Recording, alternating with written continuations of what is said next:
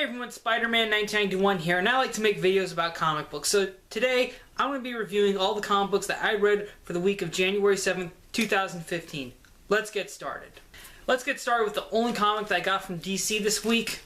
Green Arrow, number 38.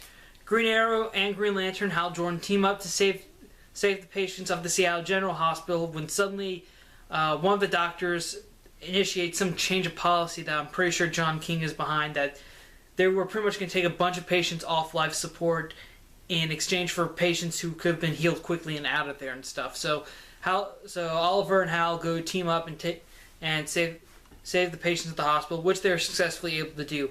However, after their little team up, Hal Jordan leaves Earth, and John King is able to convince the chief of police of Seattle to basically turn Green Arrow into public enemy number one, and the chief makes a big announcement on television, says Green Arrow is public enemy number one, and also John King is offered a $5 million bounty for his arrest. And so right when that happens, everyone knows it's Green Arrow, and so now Oliver makes a hasty retreat, and that's where the issue ends. Okay. Actually the issue ends where John King is seen torturing Zara, Oliver's current girlfriend.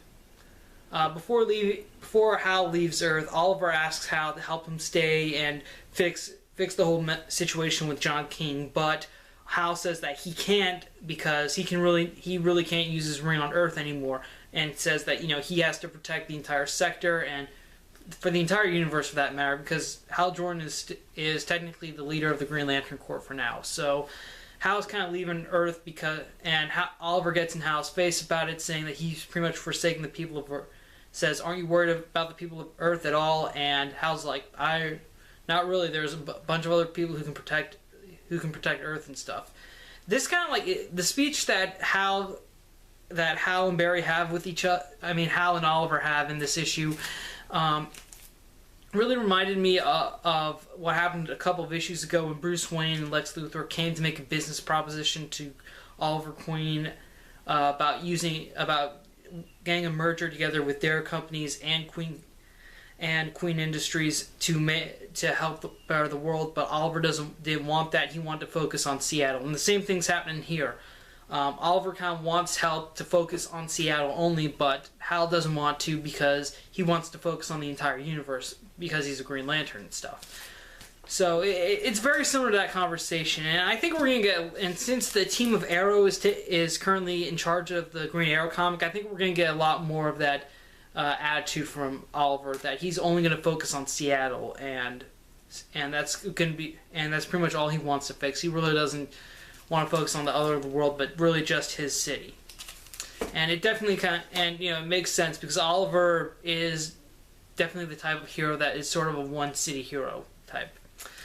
Also, it is good to see Hal Jordan return to Earth. I will say that. Overall, however, though, this issue, the whole John King arc, I feel still kind of on the fence about it. It's not good, but it's not terrible. So, really, Green Arrow number 38. If you like seeing Oliver Queen and Hal Jordan team up, then I would say borrow it from a friend.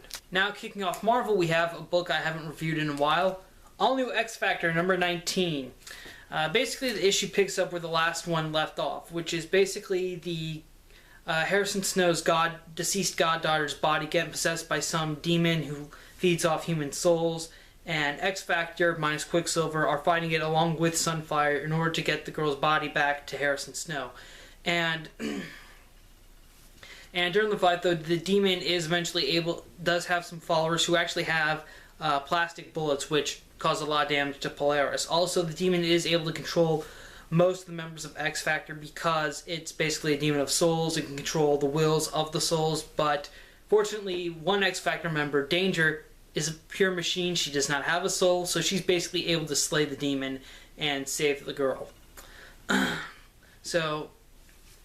basically afterwards, they kind of have a discussion. Afterwards, the team kind of has a discussion with Danger about what happened and how you can tell by the way Danger's acting. You can definitely tell that there's definitely a coldness in her voice, obviously because she's a machine and everything.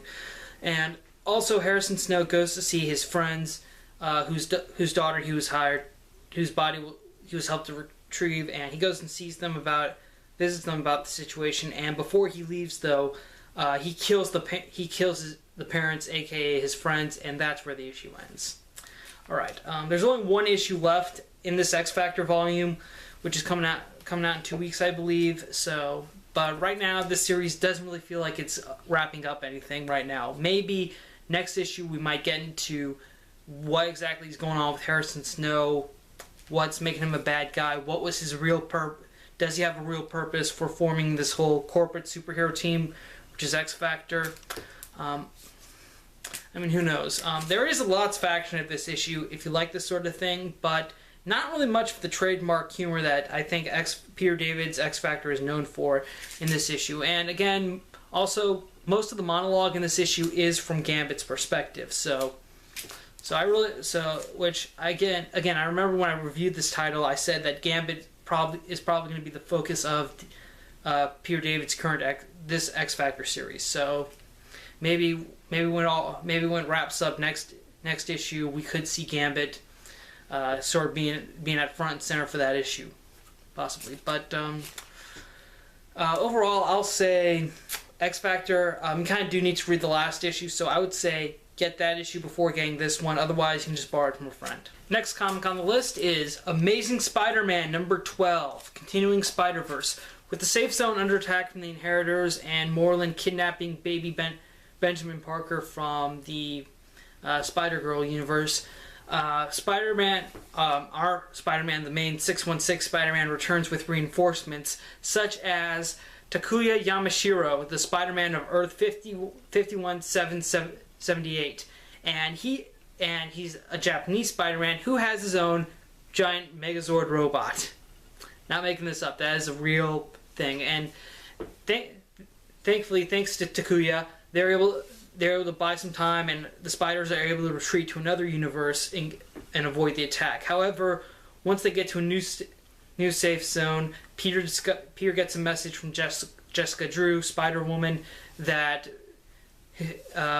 she's infiltrated the Inheritors' main base, and she also meets the Master Weaver, who then creates two important scrolls that the spiders need, and Jessica uses her teleporter dimension hopper bracelet to send them remotely to Peter.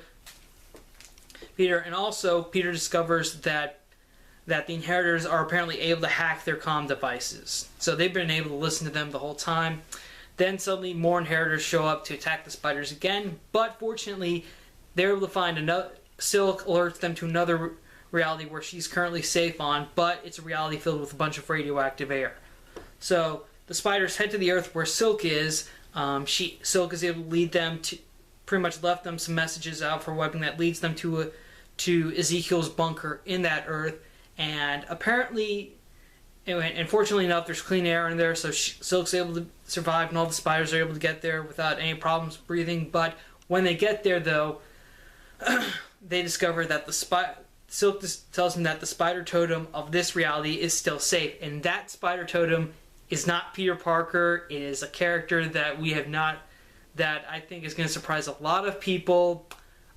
I'm not going to say who it is because I think it's such a big reveal. I think that it was definitely something very interesting that seeing in this story, because not all Spider-Men or spider totems in this story arc are Peter Parker. So seeing that character, I'm going to withdraw that character's identity. If you want to know who it is, you're going to have to buy this comic, and I highly recommend it. It is a great comic. It's seriously, Spider-Verse is really a fun and entertaining arc that I think any Spider-Man fan can enjoy. Also, a few other things in this issue. The Japanese Spider-Man with his own Megazord, that's actually a real thing. It was actually it was pretty much a Japanese TV show based on Spider-Man, where this guy had Spider-Man's powers and he also had a giant robot. Seriously, there's a trailer on Marvel's YouTube channel. You can look it up. And also we find out a bit more about the Master Weaver. Apparently, even though the Inheritors kind of make him weave the web in their web of reality and what they want, he has apparently been subtly manipulating a few minor tweaks here and there that have been able to slip past the Inheritors' notice. Again, the last page, really big reveal. I really hope that leads to something, maybe something for future story arcs, or maybe it'll be something that wraps up at the end of the story arc. I don't care. It's definitely something interesting that I think any Spider-Man fan is going to enjoy. Overall, Spider-Verse is definitely a very entertaining arc, mainly because of all the alternate Spider-Man. It's fun seeing all of those things, the different takes on Spider-Man over the entire lifespan of the Spider-Man franchise. So honestly, if you are a Spider-Man fan, definitely buy Spider-Verse. Next up, not only did this character have his trailer debut this week, but he's got a new ongoing series, Ant-Man #1. The star of the series is Scott Lang, and it opens up with Scott applying to a head security position at Stark Industries. And during the whole interview process, where Scott's up against the new Beetle, Prodigy, and Victor Mancha, pretty much going through a bunch of tests that Tony Stark constructed to figure out who would be the perfect head of security. Ultimately, though, when it comes to the final test, this sort of computer hacking skill, no one's able to solve it. Scott, he actually uses his Ant-Man abilities to sort of affect his organs so he'll get sick, and then Tony says that they'll try again another day, which gives Scott enough time to break into Tony's apartment and track down his Iron Man helmet, which he believes will help him locate the code for the test. And so basically, Scott breaks into the apartment, he goes to the helmet, he scans it while Tony is hooking up with the new Beetle, who is a girl, by the way, and basically after Scott hacks the helmet and he has his device sort of scan all the files for the right code, suddenly an alarm goes off in the apartment and the thing says congratulations, and Tony comes out and congratulates Scott and says, congratulations, you got the job. This was the real test all along. And right after Beetle tries to assassinate Tony, which doesn't work thankfully to Scott's intervention, Scott heads over the next day to go to his ex-wife's apartment to tell his daughter, Cassie Lang, who is alive, by the way, that he got the job at Stark Industries. And when he goes over to tell her, he discovers Cassie isn't there, and his ex-wife Peggy is starting to pack up all their stuff because apparently Peggy's decided to move Cassie back to their hometown in Miami, Florida. And so Scott's angry about this, but Peggy says that she wants to do this to keep Cassie safe, and even with all the superheroes in New York, it's still not really a good ideal place for her. So she says that Scott can do whatever he wants, but to make the right decision. So Scott's kind of left with the decision to either keep this really awesome job or be with his daughter. Obviously, you know which choice Scott's going to make. So Scott heads down to Miami, and the issue ends with him basically watching Battle Royale with his daughter. All right. This was a great, fantastic first issue, I think. Nick Spencer, the writer, also wrote Superior Foes of Spider-Man, which got a lot of positive reviews. So I think having him on this title is definitely a good idea, because I heard some things about Superior Foes, and some people said that it's very humorous. And there is some humor in this series as well.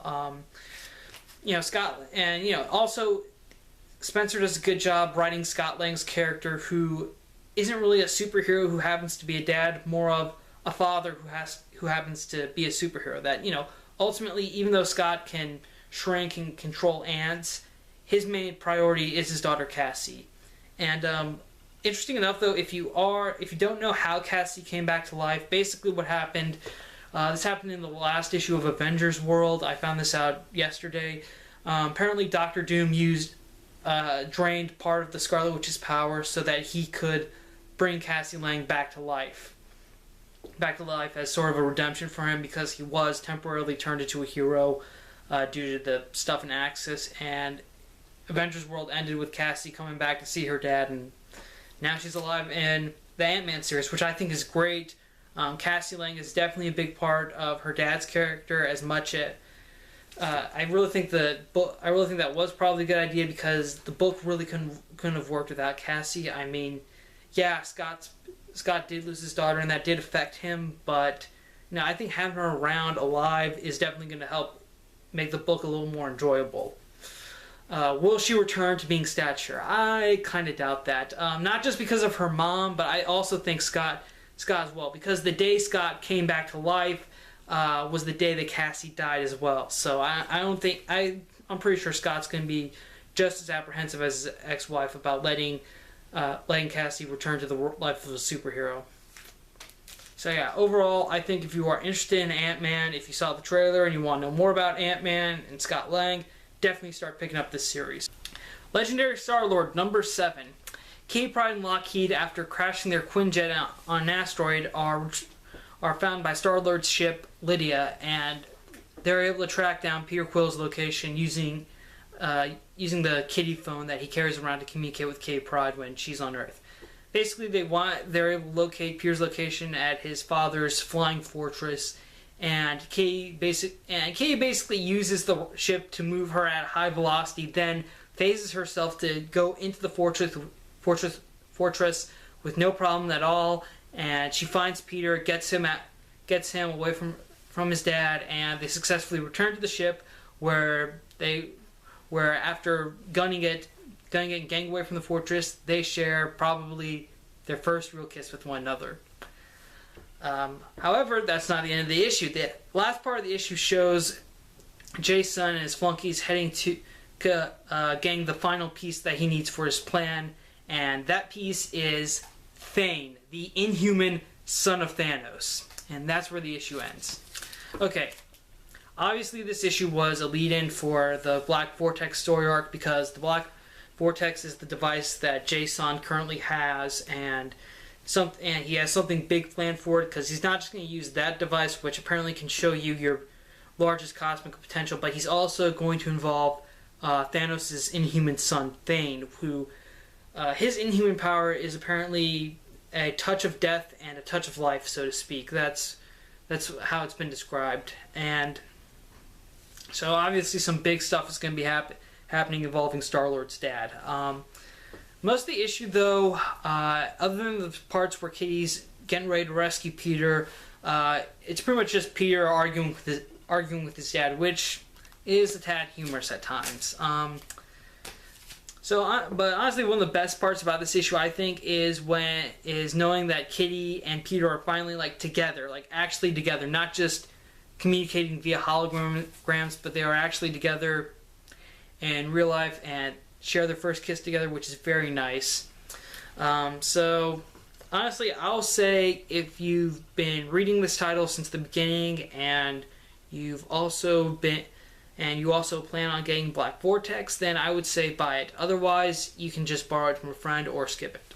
Spider-Man 2099 number 7. Miguel is basically dissecting Deimos' body to see if he can find any alternative sources of food for the Inheritors, so they don't have to go around killing Spider-Man in every single reality. Meanwhile, while Miguel's dissecting the body, he gives Lady Spider a dimension jumper that he took from an alternate Spider-Man to see if she can repair it. Meanwhile, they have Deimos locked up and being tortured through an electrical field. However, Deimos does try to offer Miguel and Lady Spider a deal, but Miguel refuses, and because of that, Deimos just lets himself die, which the Inheritors do have cloned bodies. When they die in one body, they can just move their minds to another one. So basically, Deimos dies, and when he returns to 2099 and is making his way to Alchemax, which is where Miguel is, he's unfortunately stopped by a friend of Spider-Man 2099's, the Punisher of 2099. And however, just as Punisher loses track of Deimos, Lady Spider repairs the dimension jumper, and she and Miguel return to the safe zone. However, once they arrive, they just get there and see the aftermath of when the Inheritors attacked it back in Amazing Spider-Man. This issue does have some humor. In it, particularly when Miguel and Lady Spider are sort of lying to each other about how effective or how sure they are their plans are going to work, such as when at the end when Lady Spider kind of tells Miguel that she repaired the device, and Miguel's like, "Are you sure this is going to work?" She says 90%, and he says, "Wait, 90?" And she goes, "Okay, fine, 75," and it successfully works. Those types of scenes, that type of witty banter back and forth. It's not bad. It's very entertaining at times. Also, interesting enough, just so you don't lose track of what's going to happen to Miguel in the in the present 21st century, there is a scene where after Miguel dissects Deimos' clone body, he goes and asks one of the Alchemax scientists for a type of cure. He doesn't. He doesn't state what the cure is for, but if you've been reading Spider-Man 2099, this volume since issue 1, you kind of know what it is. And basically, I'm pretty sure this refers to Miguel's friend who lives in his building and is also his super, Tempest, who was a character that established had leukemia. So I think that's the cure that Miguel was talking about. That since he's in 2099 and he talks to the scientist and he says, "Oh yeah, we haven't had a case of that disease since 2040." So Miguel is going to get the cure in the future and give it to her so that he can cure her. So yeah, so very nice. I think that scene kind of is a good way of Peter David, the writer, to kind of imply that, you know, even though Miguel is in 2099 right now, he's probably going to go back. He's going to go back to the present right after Spider-Verse is done. So that's very nice. But honestly, this issue, while entertaining at best, it is mostly a Spider-Verse tie-in. So if you're not reading Spider-Verse, you can skip it. If you are reading Spider-Verse, though, I highly recommend that you do pick this up. And that's it for my comic review this week. Thank you again for watching my video. Thank you for liking. Thank you for subscribing to my channel, whether you're an old subscriber or a new subscriber. What do you guys think? Do you agree with my opinion? Do you disagree? What kind of comics did you get? Let me know in the comments below. Also, hope everyone had a happy new year. Thanks again for watching. I'm Spider-Man 1991. See you later.